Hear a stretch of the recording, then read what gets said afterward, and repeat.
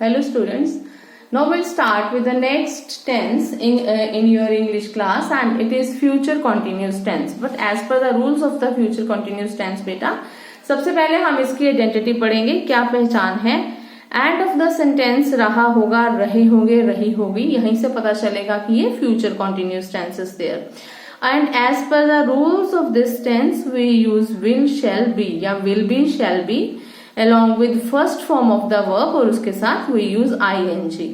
इसका basic concept ये है बेटा कि आई वी के साथ जैसे आप शैल लगाते हो तो आई वी के साथ we can use shall be, and rest of the जो पर्सन्स हैं, थर्ड पर्सन, सेकंड पर्सन, उनके साथ we can use will be. वैसे जैसे मैंने पहले भी बताया है कि will can be used anywhere. Shall आप कहीं यूज करते हैं जैसे आई वी के साथ, लेकिन विल जो है आप कहीं यूज कर सकते हो, आई के साथ भी कभी कभार और वी के साथ भी, तो उसमें वो गलत सेंटेंस नहीं होता।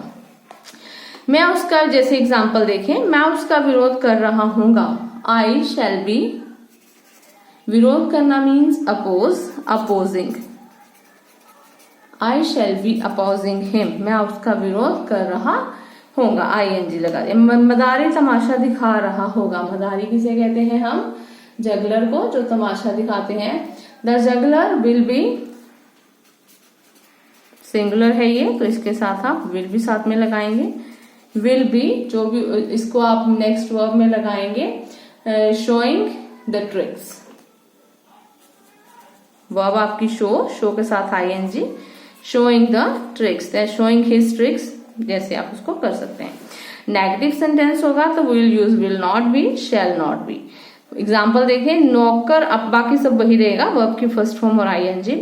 नौकर अपना बिस्तर नहीं लगा रहा होगा, नौकर आपका बिस्तर नहीं लगा रहा होगा, तो आप उसको चेंज करेंगे कि आप मतलब नॉट फॉर्म में आप इसको नेगेटिव फॉर्म में लिखेंगे। Your servant will not be making the bed, your आपका सर्वेंट नौकर, और विल नॉट बी आपको बताया था किसके साथ लगता है, तो आप इसमें नेगेटिव सेंटेंस में will not be, shall not be use करेंगे। Will not be making the bed, ठीक है, आपका नौकर आपका बेड नहीं लगा रहा होगा।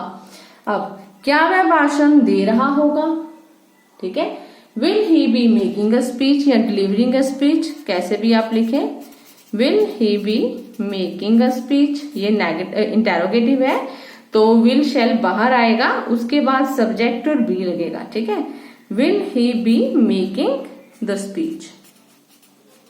बाकी सब सेम रहता है, आपको पता ही है। For interrogative sentences we use question mark at the end we use will shall at the starting of the sentence before the subject. फिर आपके पास आता है future perfect tense. As per the rules of the future perfect tense and its identity, इसको भी आप ध्यान से सुनेंगे। इसकी आइडेंटिटी है बेटा, eight the end of the sentence आप यहां लगा होगा चुका होगा, चुके होंगे, काम कर चुके होंगे, चुकी होगी, ठीक है, जैसे आप उसको लगाएंगे एज पर द रूल्स। जैसे आपको पता ही है परफेक्ट टेंस में हम हैव, हैज लगाते हैं, यहाँ हम विल हैव, शैल हैव और वर्ब का थर्ड फॉर्म जो है उसे यूज करेंगे। एग्जाम्पल, गाड़ी आ चुकी होगी, ठीक है, यहां से आपको पता चलेगा कि this is your future perfect tense, तो आप इसको बनाएंगे, the train will have arrived, the train, गाड़ी, विल हैव, विल के साथ हैव लगाएंगे, अराइव्ड थर्ड फॉर्म लगाएंगे वर्ब का।